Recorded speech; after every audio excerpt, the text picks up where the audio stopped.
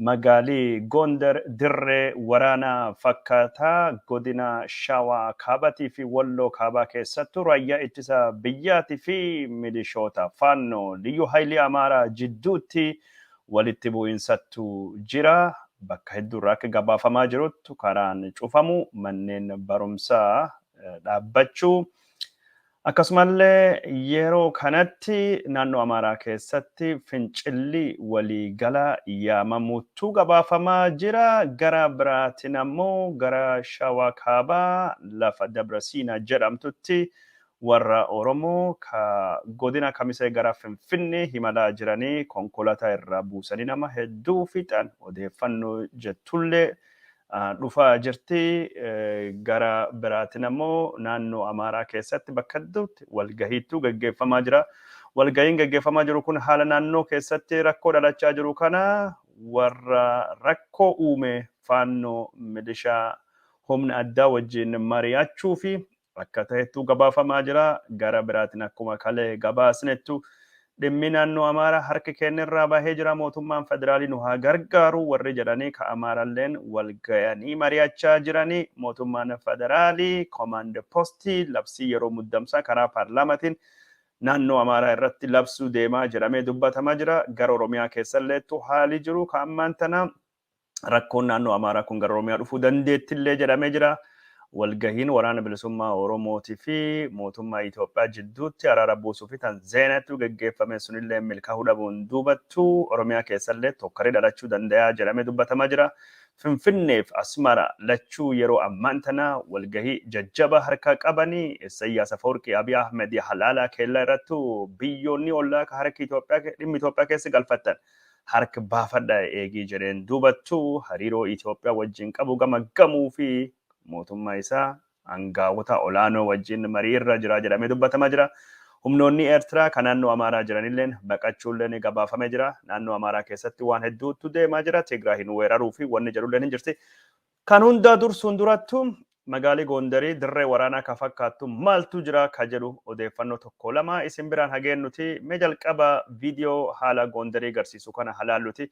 Gondar keessattuu karaa gubbaatti faannoo fi raayyaan ittisa biyyaa akkasumas walitti jira.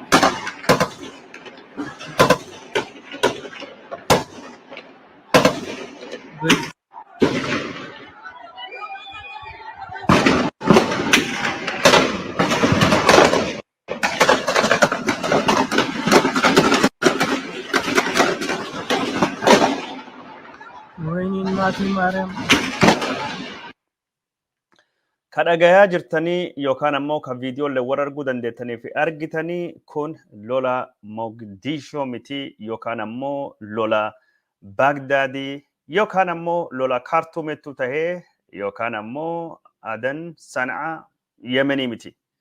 Kalee magaalaa Gondarii keessatti wal waraansa gos kanattu miseensota raayyaa ittisa biyyaatii fi faannoo humna addaa Amaaraa milishoota jidduutti gaggeeffamaa ture.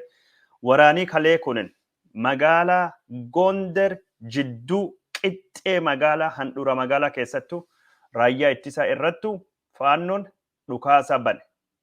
Faannottu dhukaasa bane. Liyyuu haayilii Amaaraattu miseensota raayyaa ittisa irrattu waraana bane. Maaliif?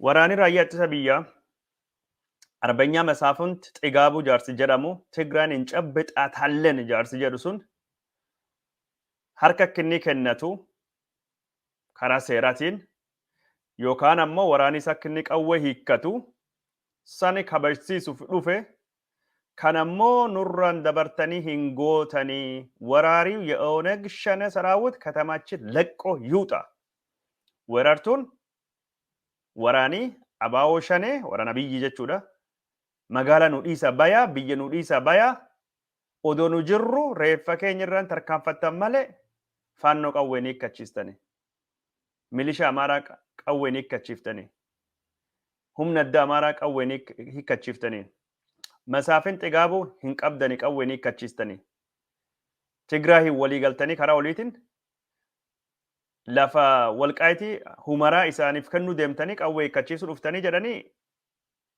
raayyaa ittisa biyyaa bahuu dhowwan karaa cufan gar hundaan iyyuu faannoon karaa cufanii deemuu dhowwanii raayyaan ittisa biyyaa karaa bansiisuu fi keessattuu gara kaabaa gara waraanii masaafin xigaabuu jiru san deemuuf humni isaa jiru deemuufi ture.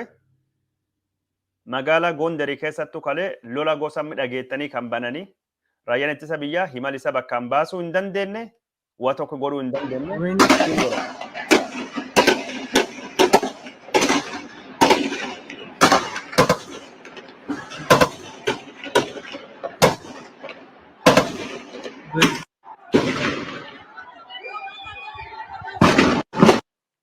Argaa jirtanii kun suuraa makiinaa gurguddaati. Raayyaa ittisa biyyaa konkolaataa gurguddaan achi jira. Warri Amaaraalleen qawwee gurguddoo qaban. Matiriyyees qabanii, kalaashii qabanii, qawwee mataa hedduu qabanii.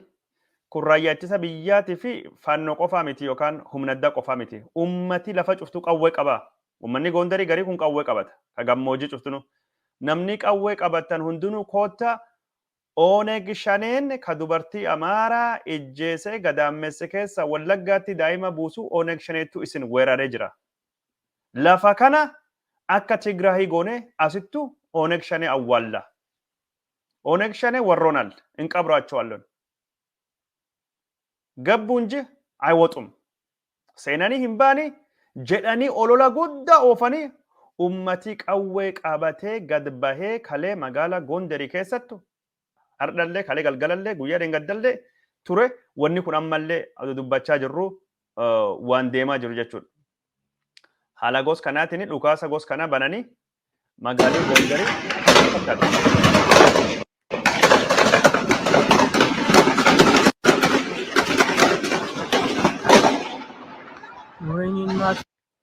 magaalaa Gondarii akkas fakkaatti raayyaan ittisa biyyaa humni warra akka malee guddaa waan ta'eef magaalaa Gondarii dhiisee keessa bahee ture.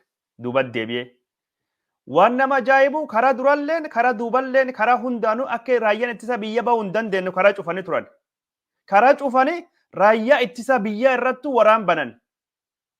Waraanii gos kanaa kunin. Waraan semeen izziin halaylame jedhani sun irra maaltu adda ta'e? Inumaayyuu waraana bananii waraana banne kanaan injifannee jirraa, mo'annee jirraa, milkoofnee jirraa, boojinee jirraa jedhanii dubbachaa jiran. Waan nama ajaa'ibu. Raayyaan ittisa biyyaa Oromoo malee warri gadafe tokkolleen diina Amaaraatii miti. Oromoo ammoo awwaalii isaa eessa ta'uu deema? As nu bira awwaalii isaa ta'uu deema. Oromoo tokkollee hin dhiisnu. Warri biraa wajjin ammoo rakkoo hin qabnu. Ijoolleen sabaaf sablammii, ijoolleen uummattoota kibbaa, ijoolleen Somaalii, ijoolleen Gambeellaa, ijoolleen Affarii, ijoolleen naannoo kamiyyuu Oromoo waan dabartan baya. Oneg shanee qof barbaanna. Oneg shanee nama afaan warra dubbata argitanii jennaan awwaala.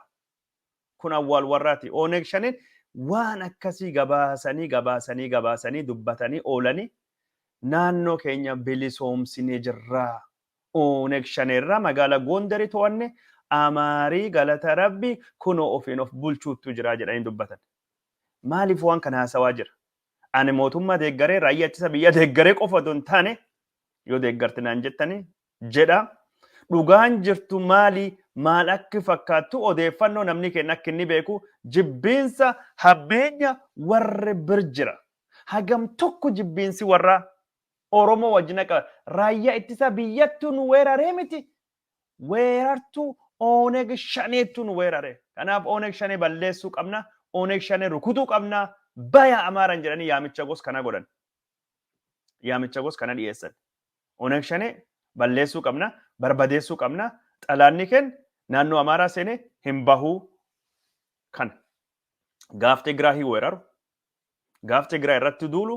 Gaafa waraan bilisummaa irratti duulu የሀገራችን የኢትዮጵያ መከላከያ ሰራዊት መቃን ትንፋርፈም የሀገራችን የኢትዮጵያ መከላከያ ሰራዊት ጎን እንቆማለን ራያ ኢትሳ ብያ ኬኛ ብራ ዳበና ወጂኒ ማል lafa keenya ittisna biyya keenya akkasirra bilisa baasna jedhanii dubbachaa turan. Garuu har'a ammoo gaaf inni warri isaanitti dhufee nama seer cabse nam ijjeese yakkamtoota shakkamtoota barbaad jedh የኦነግ ወራሪ ሰራዊት jedhan የኦነግ ወራሪ ሰራዊት አብይ አህመድ ለማሊ hoggana ኦነግ ወራሪ ta'ee jira jaalmarroofis akkum tokkotti ilaalan waraani bilisummaa oromootii fi raayyaa ittisa biyyaallee maqaa tokko iyyaman ኦነግ ወረረን ኦነግ እንደዚህ ያደረገን ኦነጊት akkas tahe ኦነግ jedhanii duulaa jiran raayyaa ittisa biyya bira dhaabbanna raayyaa ittisa biyyaa ni jaalanna raayyaan ittisa biyyaa wabii Itoophiyaati raayyaan ittisa biyyaa akkasii jedhanii odeessaa turani kalee har'a ammoo wanni sun tokkollee hin jirtu raayyaa ittisa biyyaa waraana Oneg Shanee waraan Biraanuu Jullaa waraan Abiy Ahmedii as Amaaraa keessattuu awwaallaa saba bira tokkollee hin tuqina Oromoo qofa ijjeesaa Oromoo qofa galaafadha jedhanii walii dhaamanii duula gos kana geggeessaa jiran nama gari wanni kun hin ajaa'ibneedha maal jennaan warri siyaasaa Itoophiyaa beekuuf wanni gos kana nam hin ajaa'ibu garuu nama keenya ka hin beekne gariitiif Abiy Ahmediin Oneg Shanee jedhan marroon Oneg Shanee jedhan cufa isaanii akkas jedhan garuu Oromoon ammoo kan hubate walii galee Tanzaaniyaalleetti nagaa buusuu dadhabuun warri lachuu Abaa'oo Shanee warri lachuu Oneg Shanee warri lachuu nyaapha diina Itoophiyaati tokkoon warraas keessa hin bayini ijjeessa jedhanii yoo isaan akkas dhaban ammoo yeroo gari waan kan hubachuu dadhabuu kennattu gaafii natti ta'aa malee warri akkas jechuun watakkinan ajaa'iboo jechuudha. Haala gos kanaa keessattuu duulii bal'aa yeroo ammaan tanaa geggeeffame kalee raayyaa ittisa biyyaa ka magaalaa Gondarii keessa jiruu fi magaalaa Gondarii keessa bahee seera kabachiisuu fi carraaqaa ture haala gos kanaatiin haleellaa irratti bananii miidhaa guddoo akka dhaqqabsanittu dubbatamaa jira miidhaa guddoo dhaqqabsan kan ammoo raayyaa ittisa biyyaa boojinee jirra raayyaa ittisa biyyaa ka Oromoo ka waraan hin beekne akka horii magaalaa keessa oofaa oollee isaan nu loluu hin dandeenye Tigraahii yaammachaa jiran jedhanii qoosaa guddoo godhanii footoo fi waan adda addaa dhiyeessaa turan. Magaalii Gondar kalee bakka hedduu karaan cufaa bakka hedduu jeequmsattuu kayaa ture bakka hedduuttu goomman gubachaa ture warra Oromoo kaasuudhuuf kan ni awwaalla. Amaaraa kaa jedhanii yaamichi biyya alaarraallee biyyi keessallee dhiyaachaa jira. Yaamichi dhiyaachaa jira. Wanni naannoo san keessattuu deemaa jiru waan ajaa'ibaati. Wanni tayaa jiru waan guddoo hokkara guddaa fi balbalbaluu danda'u walitti buusuu danda'u kunam suuraaleen kun suuraa jechuun Gondar gubbaa dhufte akkasittuu goomma gubanii kun waajjira mootummaa dura daawuntaawun Gondar jechuudha. Akkasittuu gubanii kan qofa miti bakka hedduutti wanni gos kana fakkaatu gaggeeffamaa jira. Waajjirri mootummaa cufaa magaala keessattuu saamichaa fi hanni babal'achaa jira. Yeroo ammaan tana magaalii seera waan jedhamu tokkolleen keessa hin jiru. Raayyaan ittisa biyyaa deebi'ee bakki garii tasgabbeessuu fi akka inni carraaqaa jiru dhagayaa jirra. Garuu warri faannoo ka qawwee qabu lola geggeessaa jiranii milishaa Amaaraa humna addaa Amaaraa namni qawwee qabu cuftunuyyuu waliin tahee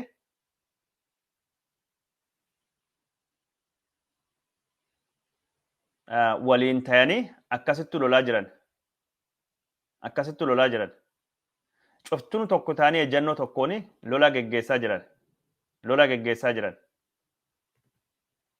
Argitanii? Hojii warra kana. Lola barbaadanii, duula geggeessaa ammoo achiin dubattu miidhamne nu akkas taane jinni taane akkas nu godhanii taranyoonni akkas taate taranyummaattu jira jedhan. Waraan ofii isaaniitti barbaadanii badii ofii isaaniitti uumanii kun jechuun magaala Gondarii keessatti haalli jiru kan fakkaata. Gondar qofa miti wanni gos kana bakka hedduu jira. Suuraaleen isin argaa jirtan kun cuftunu magaala Gondariiti. Har'a jechuun raayyaan ittisa biyyaa karaa banuu fi carraaqaa ture warri karaa hundaayyuu cufaa jiranii saamicha adda addaa geggeessaa jiranii raayyaa ittisa biyyaa irratti haleela geggeessaa jiranii warri isaanii ammoo ka armi jiranii daayaaspooraan miidiyaan isaanii Itiyoo 316 faati raayyaa ittisa biyyaa Oromoo injifannee jirra jedhanii injifannoo labsachaa jiranii mee waan isaan haasaa yeroo jalqabaatiif Gondarii humna Amaaraatiin bulaa jirti. Uf bilisoomsine jirra wa hundaayyuu to'annee jirra zaranyoonni taranyoonni magaalaa keessa baqatanii jiran jedhanii haasawaa jiranii gara biraatiin ammoo waraanum kan isaan barbaadanii duula kan bananii ummatii Amaaraa dhumachaa jira.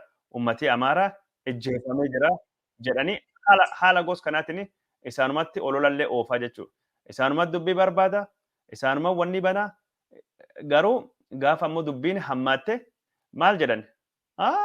Kunoo taranyoonni akkas nu godhanii akkas taanee jirra. Ummati nagaa dhumatee Gondaritti akkas duulame mee akka isaan kalee injifannoo labsan isin dhageessisuti. Injifannoo isaan labsaa jiran kan akkaataa waraan ittiin banan wanni cuftuu karoora akka inni qabu wanni hunduu sagantaan akka inni deemaa jiru kagarsiisu isin dhageessise maal jennaan namni kennu waan kan beekuu qaba. Namni kennuuf qopheessuu qaba. Namni kennu waan kan akka gaarii beekee uf qopheessuun baay'ee barbaachisaadha. Kanaaf wanni ani irra deebi'ee waan kan dubbadhuuf ammumaayyuu Oromoo Walloo irratti wanni kun miidhaa guddaa dhaqqabsaa jira. Oromoo Walloo namni ajjeefamu karaattu eegatanii nama Oromoo kaachi keessa jirullee miidhaa irratti dhaqqabsuu akka danda'anitu dhagahamatu jira. Sodaattu jira. Wanni kun gara Oromiyaallee babal'achuu danda'a. Walitti bu'iinsi warraa kunin kanaaf nu ammoo of eeggannoo godhachuu qabna. Oromoon akka humna siyaasatti walitti dhufee haala ammaan tan deemaa kan irrattu wal haasa'uu wal dubbachuun baay'ee barbaachisa. Baay'ee barbaachisa. Miidiyaan Oromoo waan kan aga xiyyeeffannaa argate haasamuu qabu haasawaa hin jiru. Xiyyeeffannaa argachuu qabu. Argatee wanni kun haasamee Oromoon tokkummaan dhaabbatu malee rakkoon gad deemaa jirtu akka nu xiqqeessinee yaadnu kana yookaan akka nu hubannu kana miti rakkoo hamaattu deemaa jira. Viidiyoon kii firiis godhee rakkoo hamaattu deemaa jira waan taateef kan akka namni keenya beekuu barbaada jechuudha. Mee waan deemaa jiru isin agarsiisutu akkaataa warri taasawaa jiru xiqqoo hubachuun gaarii hogganaan waan kana Ameerikaa irraa waan kanaa ta'u Habtaamu Ayyaaloo maal jechaa oole. Amma waan inni dubbatutu jira. Raayyaan ittisa biyyaa yoo laf kan qabatu uummatii nagaa dhumatee, uummatii nagaa akkas tahee, uummatii nagaa weeraramee, dubartiin Amaaraa akkas tahee, jaarsi akkas godhanii, maanguddoo akkas irratti raawwatanii, Amaaraa diiganii, lafisaa gubanii jedhanii dubbatan. Garuu amma immoo waraan isaan qabsiisanii raayyaa ittisa biyyaa waraan biyya irratti duula bansiisanii ammaan tan akka injifannootu haasawachaa jiran. ፍረት የገቡበት አማራም በየደረጃው akka injifannoo haasawachaa jiran. መጀመሪያ ልዩ ኃይሉ እናፈርሳለን፣ ከዚያ በኋላ ሚሊሻውና ፖሊስ ተቆጥሮ የተሰጠውን ክላሽ ብቻና የተቆጠረ ጥይት የሚይዝ በጣም ውስን ኃይል እንዲኖር እናደርጋለን። ፋኖ የሚባል የታጠቀ ኃይል አይኖርም የሚል ከዚያም አማራ ምንም አይነት ትጥቅ ሳይኖረው መቆየት አለበት። በዚህም በ27 ዓመትም አሁን ባለፉት 5 ዓመታትም ታጥቆ ያሉ ልጆች እና አርሶ አደሩ ራሱን ለመከላከል እንኳን ታጥቆ ባለበት ያለማቋረጥ የሚገደልና በምስለኔዎች የሚመራ መሆኑ ይታወቃል። ወደ ከፋ ባርነት ለመውሰድ የሚደረገው ትግል ደግሞ ከመጠን በላይ አይሎ መጥቷል። ይሄንን ለመቋቋምና ከእንዲህ ያለው ለከፋ ባርነት ላለመዳረግ ራሱን እየተከላከለ ያለው የአማራ ህዝብ የተላከበት የኦህዴድ ሰራዊት በከፍተኛ ሁኔታ በከተሞች ሳይቀር ከባድ የሆነ ግድያ ለመፈጸም ተኩስ እየከፈተ በሲቪሊያን ላይ የወሰደውን እርምጃ ለመከላከል ከተማውን ሙሉ በሙሉ በመዝጋት እንደ አማራጭ ወስዷል ማህበረሰቡ። ጥቂት ደቂቃ እንመልከተው ይሄንን ቪዲዮ። ልዩ ደገፈደ ዋን ጀዱ ደገፈደ በጎንደር የሆነውን ሁኔታ ያሳየናል። የአሁኑን ቪዲዮ እንመልከተው። ደገፈደ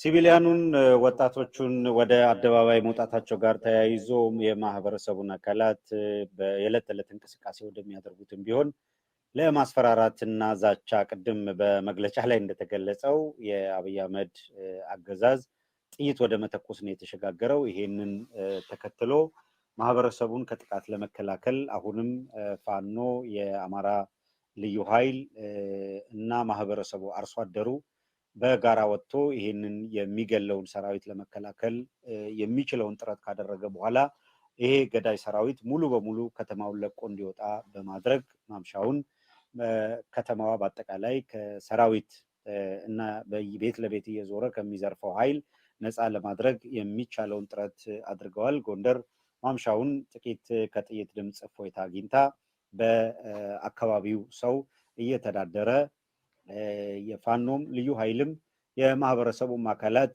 ከተቆጣጠሩትና እየዘረፈና እየገደለ የነበረው ሰራዊት ከወጣ በኋላ ፍጹም ሰላማዊና ጸጥታ ያለበት ነው። ነገር ግን ያ የገደለ ያለ ሰራዊት ተመልሶ መጥቶ መሰል ሁከት እንዳይፈጠር በሁሉም አቅጣጫ ጎንደር መግቢያውን ዘጋግቶ ማህበረሰቡ ራሱ በመጠበቅ ላይ ይገኛል። መንገዶች በየአቅጣጫው ተዘግተዋል።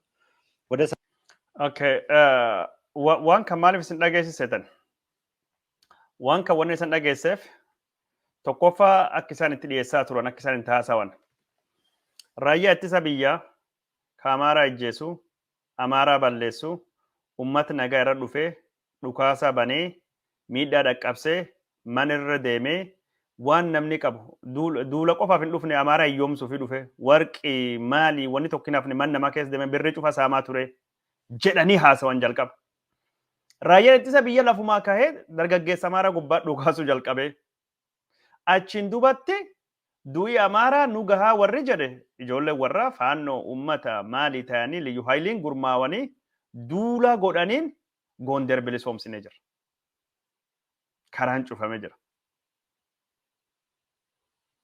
Dhagaa jirtanii? akkaataa namni isaan dhisan raayyaa ittisa biyyattuu warra haleele. Raayyaan ittisa biyya warra haleele warri atsefaawwi millaash ofirra deebisanii injifatan. Kun soba. Raayyaan ittisa biyya lolii inni bane hin jiru. Raayyaa ittisa biyya kanaan durallee akkuma godhan raayyaan ittisa biyya Goondariif hin dhufne. Goondarii keessan dabree gara Daabaat faa deemee humna arbenya mesaafint tasfuufa qawwee hiikkachiisuuf ture. Isaan Goondarii keessatti gurmaawanii gaafa jalqaba hiriira bahansallee jedhatanii gaafa qawwee hiikkachuu Goondar dhufanii qawwee qabatanii hiriira bayanii gaallaa igazaniim jechaa turan. Kalee warri xiqqaan tokkon hiriira bayee gaallaa igazaniim ka jedhanii ture. Kaan ammoo isaantu raayyaa ittisa biyyaa haleelee kunin ammoo haleellaa bakka fakkeenyaaf wanniitu ta'e irraa addaa miti. Tigraayittu ta'ee jedhamu sun irraa addaa miti. Aduu guyyaa guddaatiin raayyaa ittisa biyyaa haleellee rukutne magaalaa keessa baanee magaalaa to'annee Goonder ofiin of bulchaa nama ofiitiin of bulchaa jirti. Gaallaan nu hin bulchu Abbebe Beloofaati Amaaraa bulchuu jalqabee jira jedhanii odeessaa turan. Gaallaa igazaniim gaallaa baasnee wal bulchaa jirra. Kun Oromoo fi yoo galee waan akkasitti. Garuu ammaan tana miidhamne maal taane ka jedhan isaanuma. Injifanne ka jedhanii ammoo injifannoo haasawa jiranillee isaanuma. Meerri deebi'ee xiqqoo tokko sana dhageessuusiiti waan ni jedhe nama hin dhaga'anii yoo jiraat taate. Meerri deebi'ee xiqqoo tokko dhageeffannaa xiqqoo tokko. ሲቪሊያኑን ወጣቶቹን ወደ አደባባይ መውጣታቸው ጋር ተያይዞ የማህበረሰቡን አካላት ከተቆጣጠሩትና እየዘረፈና እየገደለ የነበረው ሰራዊት ከወጣ በኋላ ፍጹም ሰላም ላይ እንደተገለጸው የአብይ አህመድ አገዛዝ ጥይት ወደ መተኮስ ነው የተሸጋገረው። ይሄንን ተከትሎ ማህበረሰቡን ከጥቃት ለመከላከል አሁንም ፋኖ የአማራ ልዩ ኃይል እና ማህበረሰቡ አርሶ አደሩ በጋራ ወጥቶ ይሄንን የሚገለውን ሰራዊት ለመከላከል የሚችለውን ጥረት ካደረገ በኋላ ይሄ ገዳይ ሰራዊት ሙሉ በሙሉ ከተማውን ለቆ እንዲወጣ በማድረግ ማምሻውን ከተማዋ በአጠቃላይ ከሰራዊት እና ቤት ለቤት እየዞረ ከሚዘርፈው ኃይል ነፃ ለማድረግ የሚቻለውን ጥረት አድርገዋል። ጎንደር ማምሻውን ጥቂት ከጥይት ድምፅ እፎይታ አግኝታ በአካባቢው ሰው እየተዳደረ የፋኖም ልዩ ኃይልም የማህበረሰቡም አካላት ከተቆጣጠሩትና እየዘረፈና እየገደለ የነበረው ሰራዊት ከወጣ በኋላ ፍጹም ሰላማዊና ጸጥታ ያለበት ነው። ነገር ግን ያ የገደለ ያለ ሰራዊት ተመልሶ መጥቶ መሰል ሁከት እንዳይፈጠር በሁሉም አቅጣጫ ጎንደር መግቢያውን ዘጋግቶ ማህበረሰቡ ራሱ በመጠበቅ ላይ ይገኛል። መንገዶች በየአቅጣጫው ተዘግተዋል። ወደ ሰሜን ሸዋ ያቀናው የአብይ ሰራዊት እንደዚሁ ድል አልቀናውም። ቤት ለቤት እየዞረ በተመሳሳይ በጎንደር የተፈጸመውን በወሎ የተፈጸመውን ግድያና ድርጊቶች ሲያደርግ ነው የቆየው። ይህንን ሁኔታ ለመከላከል አሁንም ህዝቡ በነቂስ ወጥቶ የሚችለውን ጥረት አድርጓል። በሰሜን ሸዋ ጣርማ በር አካባቢ ሄዶ ከትላንት ወዲያ ስንገልጽ እንደነበረው የሰፈረበትን ቦታና ትምህርት ቤቶችም ገልጸን ነበረ። ይሄ እዛ አካባቢ ሰሜን ሸዋን ጣርማ በር አካባቢ የነበረውን ኃይል ወታደር ፈቀቅ እንዲል ከአካባቢው አድርገው የህዝቡ ኃይል ህዝባዊ ኃይል አካባቢውን ተቆጣጥሯል። በዚህ ወቅት የጣርማ በርና መተላለፊያ ዋሻዎችም ጭምር የአማራ ህዝብ እና ህዝባዊ ኃይል ተቆጣጥሮ እዛ የነበረው የአብይ ሰራዊት ከዛ ከነበረበት ቦታ ተበታትኖ ማፈግፈጉን የአካባቢው ኃይሎች አስረድተዋል። ማህበረሰቡ በሙሉ ውጭ ነው ያለው፣ ዘግቶ ይዟል። ሸዋሮቢት ከተማ ላይም ግድያ ሲፈጽም የነበረውን የአብይ ሰራዊት ህዝቡ በህዝባዊ እምቢተኝነትና አመፅ ከተማውን ለቆ እንዲወጣ በማድረግ ሌላውን የጸጥታ ሁኔታ አስጠብቀው ነው የሚገኙት። በዚሁ አጋጣሚ የአብይ አህመድ አዲስ ውሳኔ ዋን ስንደገሰፍ ቀባ አስታኒ አሜሪካ ታኒ ዩቱበሮኒ አሜሪካ አማራ ከደጋ ጅርተን ኩን ከዱላ ወራኒ አብይ መንበሩምሳ ሰን ኬስ ጅራ ወራኒ አብይ ካምፒ አካሲ ኬስ ጅራ ወራኒ አብይ bakka akkasii jira. Waraanni Abiyyi waajjira mootummaa akkasii seena. Waraanni Abiyyi bakki gos kana qabate. Maal eegdan?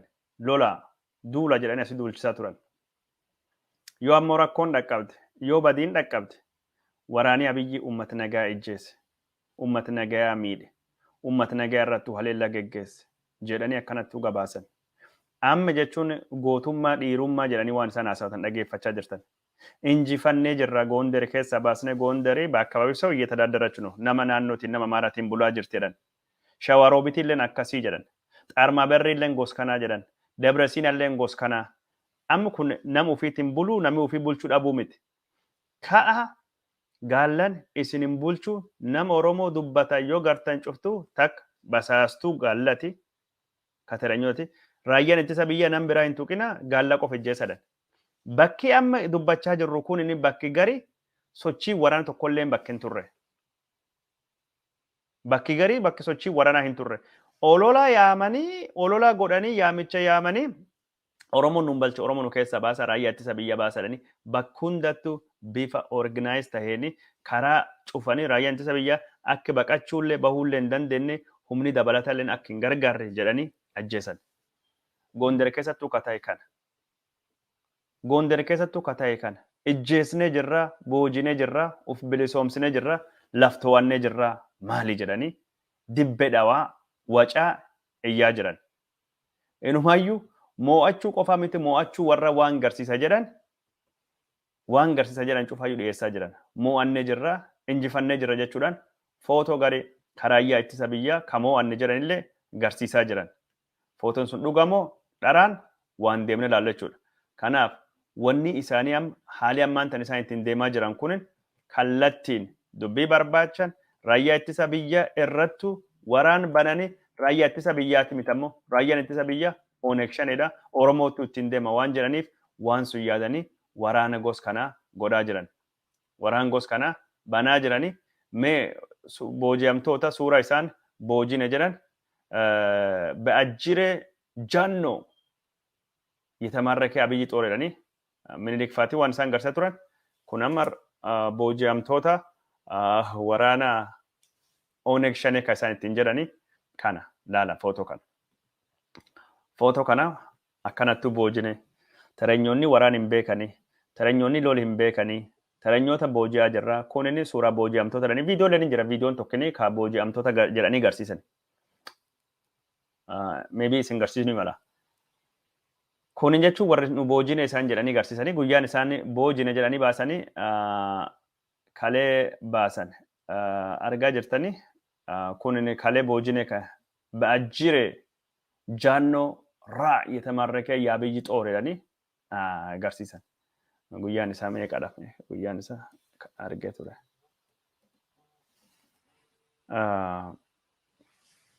guyyaa isaa okay gara booda san garsiisa. Footoon kun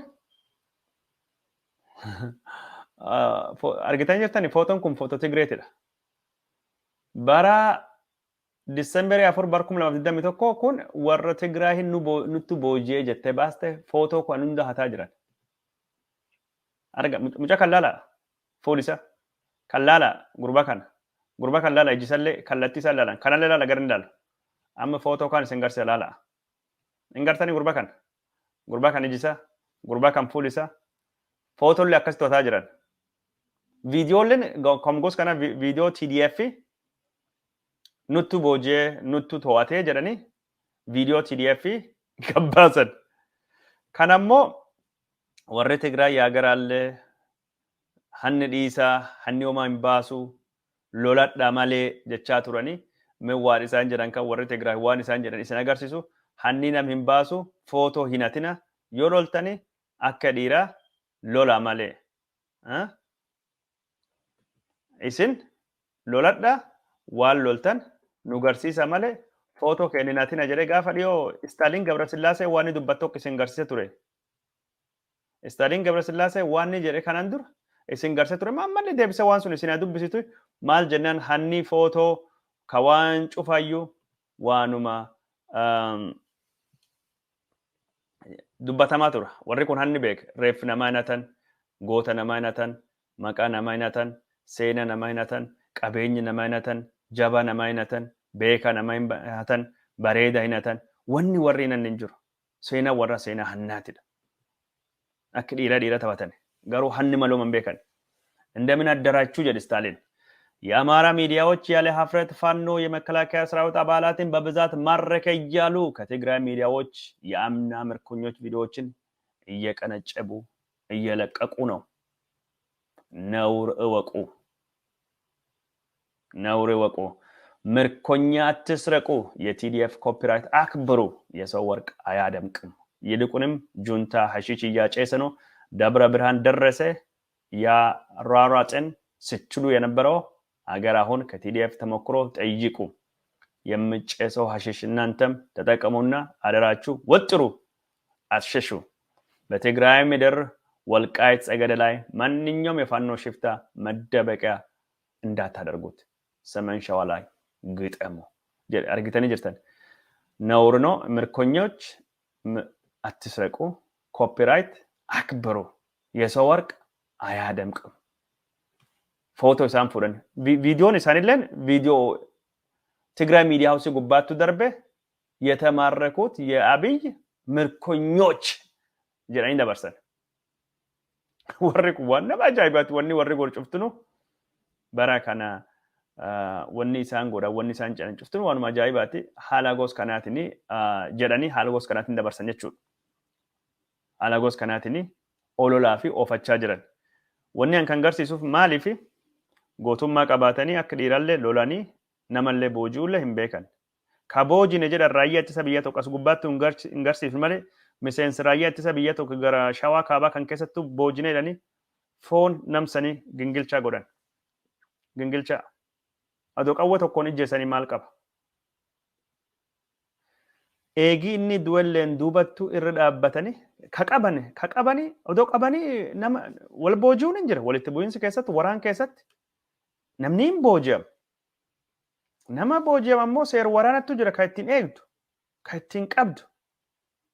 Biyyi tokko keessa waliin jiran raayyaa ittisa biyyaati. Tigreen argitanii naamusi isin ittiin qabdee gadhiiste. Raayyaan ittisa biyyaallee naamusi inni ittiin qabee gadhiisutu jira.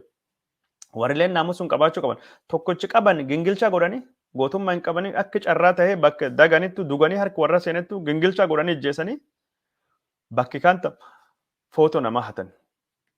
Waan gos kanaati. Wanni kun akka malee waan nama gaddisiisu haalii gos kanaa jiraachuun raayyaa ittisa biyyaa ammoo ka Oromoo qofa irrattu xiyyeeffannaa godhanii warri kaan diina keenya miti Oromoo qofa ka ijjeestanii jedhan.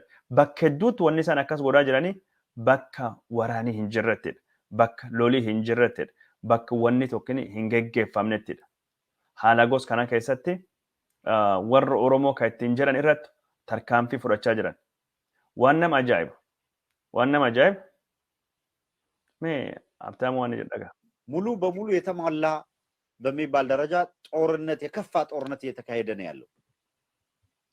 ቅድም እንደጠቀስከው በዚህ የከፋ ጦርነት ውስጥ ብርሃኑ ጁላ ከፊት የሚያሰልፈው ልክ ትግራይ ላይ ሲደረግ እንደነበረው በኋላ በአማራ ክልል ላይ ቲፒኤልኤፍ በመጣ ጊዜም ለማድረግ እንደተሞከረው ከፊት ለፊት ከደቡብ ክልል የሚመለመሉ ወጣቶችን በጦርነቱ የፊት ለፊት ገጽ የማሰለፍ ስትራቴጂ ነው እየተከተሉ ያሉት እና በአብዛኛው ሰፋ ያለ ቁጥር በጦርነቱ ሂደት በማያቀው መልክዓ ምድር በማያቀው መግቢያና ወጪ ቶፖግራፊውን አያውቀውም የቱ ጋር ያደገበትም አይደለም እና አንዳንዶቹ በጣም በርከት የሚሉት በየትኛውም ሁኔታ የጦርነት ሂደት ውስጥም ተሳትፈው የማያውቁ አንዳንዶቹን በ3 ወር በ4 ወር ስልጠና ከዚህ በፊት ሰብስቦ በየካምፑ ወደ ትግራይ አሰማርቶ ጭዳ አስደርጎ ከዛ ሞት የተረፉትን ሰብስቦ ደግሞ በዚህኛው ጦርነት ነው ያስጨረሰ ያለ ይሄ ነው እየተደረገ ያለ የጦርነት ደግ የለው ጦርነት ክፉ ነው ስተኩስ ይተኮስብሃል ዋን ከነ ወኔ አንፊዴፍ አካታ ኢሳን ዱቢሳን እንትዲየሳ ጅራን አብይ አህመዲ ተረኞኒ ወራነለ እምቤከኒ ዱኡለ እንፈዳኒ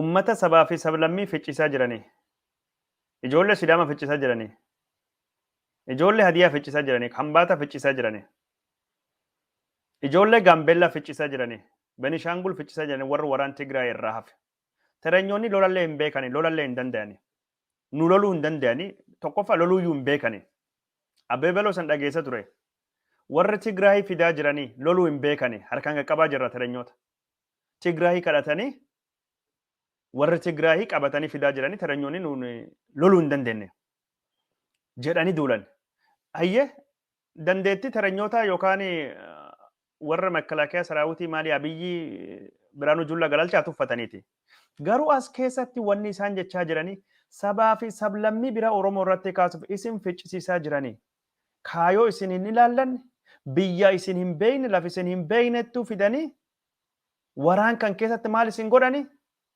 cidii isin godhani daaraa isin godhani angoo warra turfachuufi kanaaf oromoo irrattuu kayaa beesbaawii ametsa goofa saawula ummatii kibbaa gara lafa tasfaayee beeljigee biyya guraagee terenyoota irrattuu kaanii jiran amaara wajjin kaa amaara ture duula guddaattuu jechuun ka kijibaa sabaa fi sablammii oromoollee walitti buusuu fi raayyaa ittisa biyyallee qoqootuuf geggeeffamaa jira kana hunda miidiyaan mootummaa hin jira olola kana raayyaa ittisa biyyaa ka dirqamaa fudhatee deeme irratti duula bananii inumaayyuu nutti miidhamee jechaa gar tokkoon gar biraatiin ammoo injifannoo lallabachaa labsachaa asii mo'anne asii magaal kan baasne raayyaa ittisa biyyaa ka amaaraa yuuxa hiriir jedhurra dhageettanii jirtan okay sun afaaniin jedhanii hiriir gubbaattu namni marmi dhageessuu danda'a as waxxanikko akka waraan weerartu baasne jirra keessattuu warra oromoo gadaay araaj ooneg shanee mekalaakiyaa akkisa hin taasawan kun miidiyaa warra hunda keessatti odeeffamaa jira tokko jechuun fudhatama raayyaa ittisa biyyaa naannoo amaaraatiif bakki biraallee dhabsiisu lammaffaa oromoon saba biraa fecciisaa jira angoo fi turfachuu fi ka jedhu jibbiinsa fi hammeenya oromoo fi saba biraa jidduutti uumuu fi waan tayaa jiru jechuudha an kanaaf olola warra kanaa fi miidiyaan Itoophiyaa olola warra kanaaf miidiyaan Itoophiyaa deebii kennuu danda'uu qaba mootummaan waraana walitti bu'iinsi naannoo amaaraa jiru kanallee oromoo irratti olola jibbiinsa hama oofuu fi itti fayyadamaa jiran ani kan keessa mummuree xixiqqoo isin dhageessis malee wanni warri geggeessaa jiru wanni warri ittiin deemaa jiru waan jechuun nama sodaachisu nama ጎልጎሌስ መከላከያ ውስጥ ያለው ሁናቴ እጅግ በጣም አደገኛ እንደሆነ መከላከያውን የኢትዮጵያ መከላከያነቱን አስቀርተው ከአንድ ብሔረሰብ አባላት የተውጣጡ ቡድኖች በሞኖፖሊ ተቆጣጥረው የአንድ ፓርቲ ፍላጎት ማስፈጸሚያ እንዳደረጉት ጦርነቶች በኢትዮጵያ ውስጥ የሚካሄዱትም የዛኑ ቡድን ፍላጎት እና ጥቅም ለማስከበር ያለመ መሆኑ ይሄንን ካወቃችሁ የምታደርጉት ማናቸውም በአብይ አህመድም በብርሃኑ ጁላ የሚሰጣችሁን ትእዛዝ ስትፈጽሙ ኢትዮጵያን የማፍረስ ተግባር ላይ ማህተም የመምታት ያክል ታሪካችሁን እያበላሻችሁ መሆኑን በሚገባ እንድትገነዘቡ መከላከያው አሁን የምናገረው የሚያደርግ ስለመሆኑ የምንናገረው እኛ ያወጣናቸው የተናገርናቸው አሁንም እየተናገርናቸው ያሉ ማስረጃዎች ብሔርተኞችን ማጋለጥ እንጂ አንዱ ብሔር በሌላኛው ላይ እንዲነ ሀብታሙ አያሌው hojiin isaa raayyaan ittisa biyya Itoophiyaati miti. Ka terenyoota ta'e aangoo Oromoo ittisuuf aangoo terenyoota bakkaan baasuuf nu diinummaa ka qabnu viidiyoo kan guutuu dhageettan warra san wajjin shanii wajjin shanii beete mangisti ያለው ኦነግ to'atanii jiranii hoggansaa gadi ammoo saba biraa ficciisaa jiranii hammeenyi gos kanaa ka deemaa jiru kunin akka malee waan hamaa. This is so dangerous. Kana dura dhaabbatan malee mootummaa waan akkana sirreessu malee badii hamaa qabatee dhufaa wanni kunin. Akkasi odeeffannoo kenna kanaannoo kana itti fufna isin biraan gahuu deemna warri karaa Facebook ittiin jirtan YouTube koota YouTube linkiin isaa Facebook gubbaa jira. Facebookin dhaabachuu deema karaa YouTube koota YouTube irra daawwadhaa. YouTube daawwadhaa. Akkas akka daawwattan isin gorsina isin jajjabeessina. Facebook linkiin isaa dhaabachuu deema. Gara biraatiin ammoo akkas dhaadachaa jiranii wanni kun amma yaamichi hojiin hojjetina raayyaa ittisa biyyaa Itoophiyaa warra terenyoota kan bakka jirtanii bakka agartanitti lola naannoo Amaaraa keessa baasa ijjeesa keessattuu nama Oromoo jedhamu tokkollee hin dhiisina ka jedhu duuli bal'aan geggeeffamaa jira. Haaluma duula kanaatiin ammaan tan walitti bu'insi godinaalee Walloo Kaabatii fi Shawaa Kaabaa bakka hedduu keessatti godini deemaa jira. Haga ammaan tana Goojjamii fi Walloo Kibbaa keessatti wanni tokkolleen ka deemaa jiru guddoo hin jiru jechuudha. Achi